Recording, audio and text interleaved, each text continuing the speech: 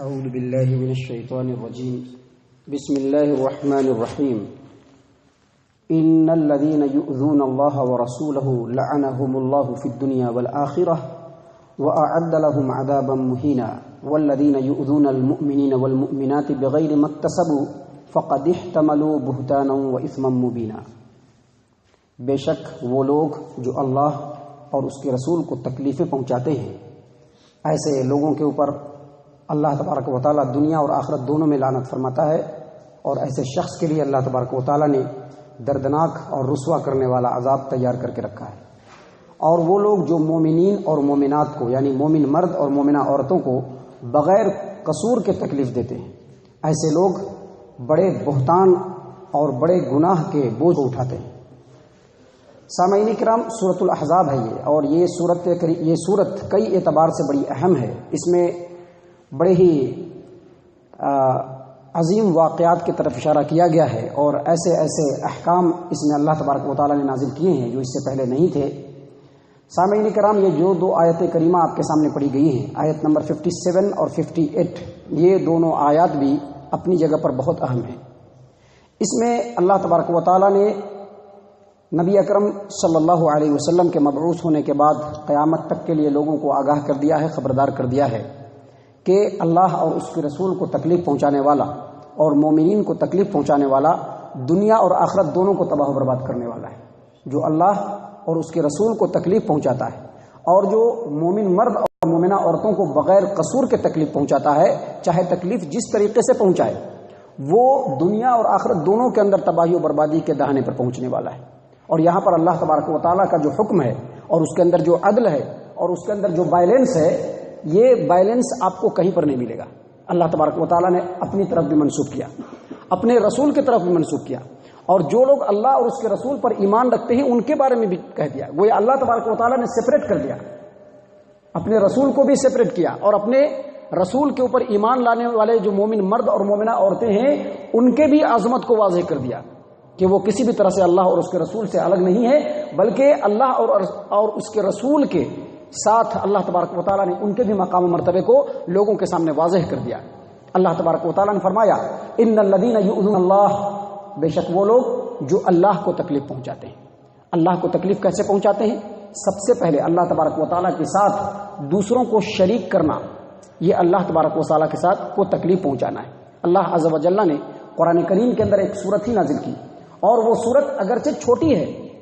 لیکن اس کو 16 سے قرآن کہا گیا، یعنی قرآن کا 1/3 ہے۔ پورے قرآن کو 3 حصوں میں تقسیم کیا جائے تو ایک حصہ وہ سورت ہے۔ قل هو اللہ احد، اے نبی صلی اللہ علیہ وسلم آپ کہہ دیجیے کہ اللہ ایک ہے، اس کا کوئی شریک نہیں ہو سکتا۔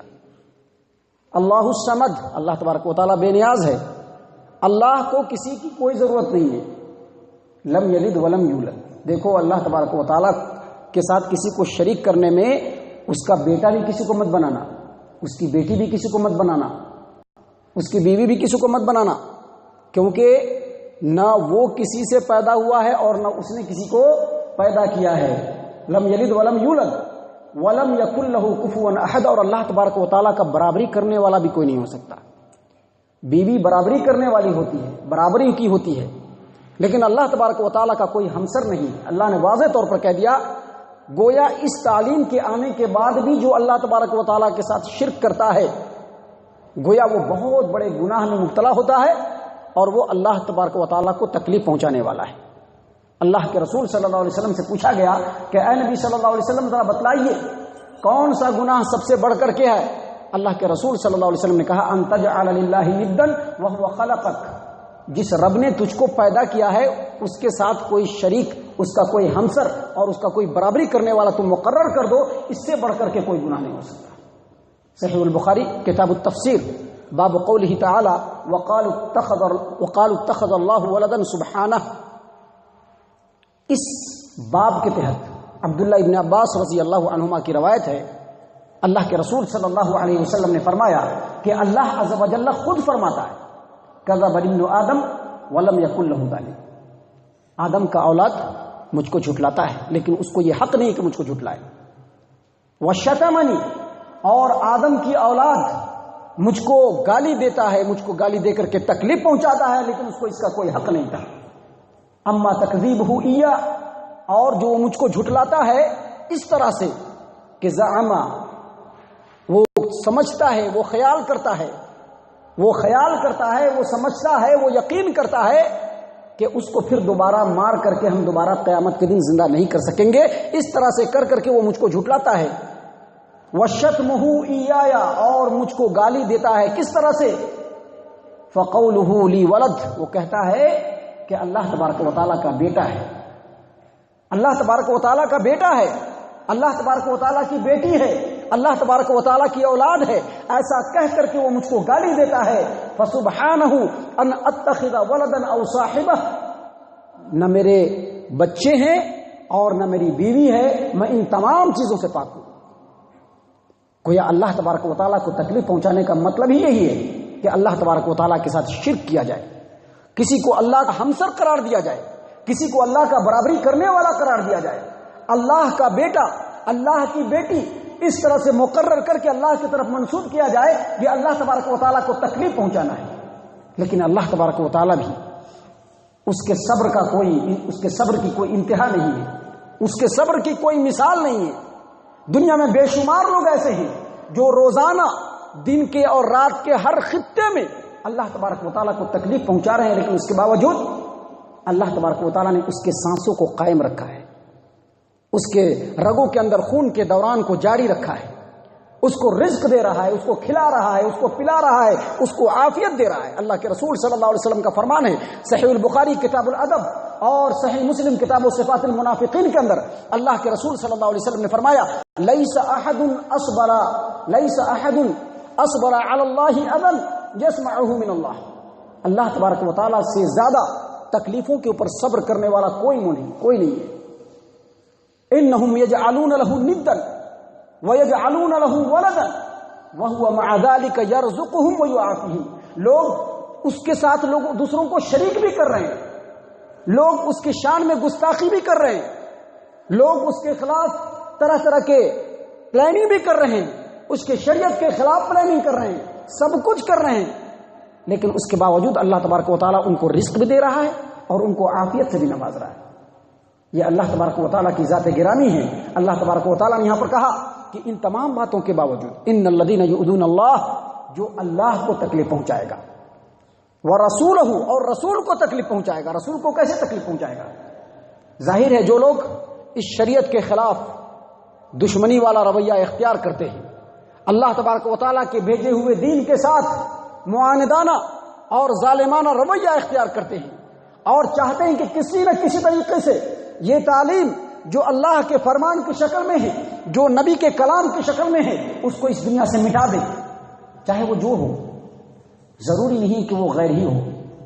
چاہے وہ جو ہو، جو جماعت یا جو فرد اگر اس طرح کا اقدام کرتا ہے، اس طرح کی پیش قدمی کرتا ہے، اس طرح کا ارادہ کرتا ہے، پلاننگ کرتا ہے کہ قرآن و سنت کی تعلیم کو اس روئے زمین سے مٹا دیا جائے، وہ سب کے سب اللہ اور اس کے رسول دونوں کو تکلیف پہنچانے والے ہیں، دونوں کو تکلیف پہنچانے والے ہیں۔ اور رسول کو تکلیف پہنچانے کا مطلب ہے کہ رسول کو طعنہ دینا، رسول کو گالی دینا،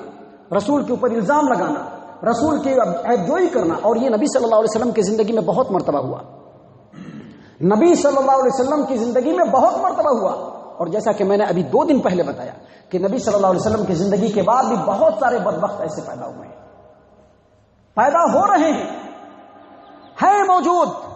جو نبی صلی اللہ علیہ وسلم کی شان میں گستاخی کرنے والے ہیں۔ حالانکہ ایسے کیڑے مکوڑوں کے تعلق سے میں نے پہلے ہی کہا ہے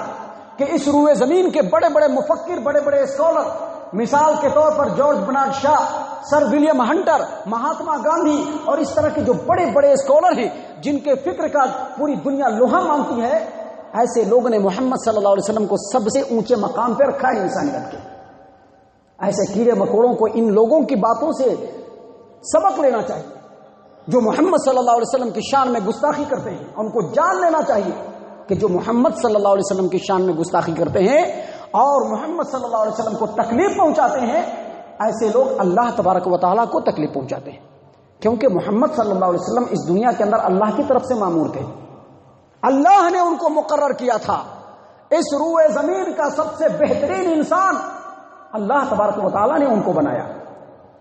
قیامت تک اور قیامت کے بعد بھی جب تک اللہ تبارک و تعالیٰ چاہے گا اللہ کے رسول صلی اللہ علیہ وسلم کا رتبہ پوری دنیا سے سربلند رہے گا، پوری دنیا سے سربلند رہے گا۔ ایسے لوگ جو رسول کو تکلیف پہنچاتے ہیں وہ رسول کو تکلیف نہیں پہنچاتے ہیں، کیونکہ قرآن خود کہہ رہا ہے، سورہ نساء کی آیت کریمہ ہے، من یطع الرسول فقد اطاع اللہ، جو رسول کی اطاعت کرتا ہے وہ رسول کی اطاعت نہیں کرتا ہے، کس کی اطاعت کرتا ہے؟ رب کی اطاعت کرتا ہے۔ جب رسول کی اطاعت کرنے والا رب کی اطاعت کر رہا ہے تو رسول کو تکلیف پہنچانے والا کس کو تکلیف پہنچا رہا ہے؟ اسی رب کو تکلیف پہنچا رہا ہے۔ اللہ تبارک و تعالیٰ نے اسی بات کو یہاں پر کہا، ان الذین یؤذون اللہ ورسولہ لعنہم اللہ فی الدنیا والآخرہ، ایسے لوگوں کے اوپر دنیا اور آخرت دونوں کے اندر لعنت، اور اس کے لیے اللہ تبارک و تعالیٰ نے قیامت کے دن دردناک عذاب کو تیار کر کے رکھا ہے، اور دنیا میں بھی اس کو دردناک عذاب سے دوچار ہونا پڑے گا۔ اور اسی آیت کریمہ کو سامنے رکھتے ہوئے علماء کی ایک بڑی جماعت بلکہ تمام علماء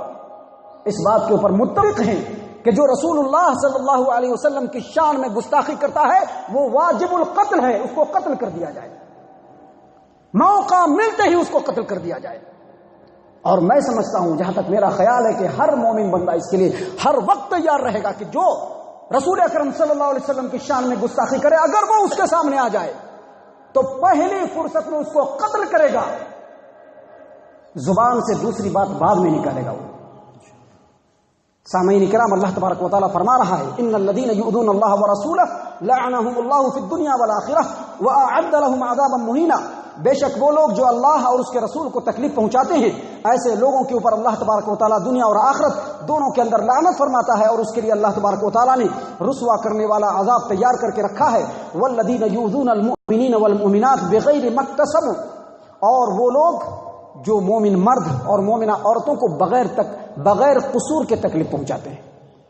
صحابہ کرام کے زمانے میں بھی ایسا ہوتا تھا، اسلام لے آئے ہیں، ایمان لے آئے ہیں، رسول کی اطاعت کر رہے ہیں، حق بات کی پیروی کر رہے ہیں، وہی عمل کر رہے ہیں جو اللہ اور اس کے رسول کی خواہش ہے، لوگوں کی خواہشوں کے مطابق نہیں چل رہے ہیں۔ اس کو لے کر کے منافقین کو اور کافروں کو بڑی تکلیف پہنچتی تھی، اور مسلمانوں کو بغیر قصور کے تکلیف پہنچاتے تھے، بغیر قصور کے ان کے اوپر وار کرتے تھے، بغیر قصور کے ان کے خلاف سازشیں کرتے تھے۔ اللہ تبارک و تعالیٰ نے کہہ دیا کہ یہ مومن ہو،